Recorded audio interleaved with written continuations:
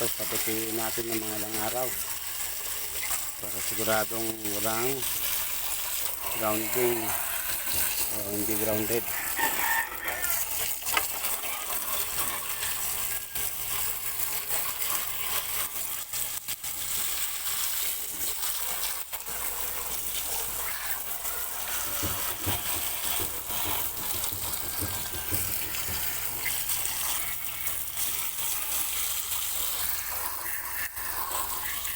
Okay, malinis na mga kaigan.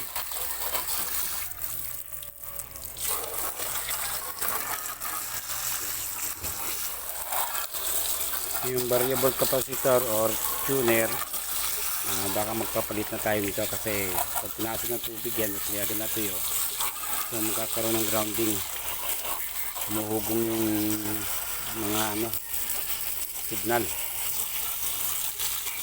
magkakaroon ng static. Okay, ayos na mga kaidol. Tapos na natin ang hugasan, ating patutuyo na lang. Thank you for watching. Bye bye.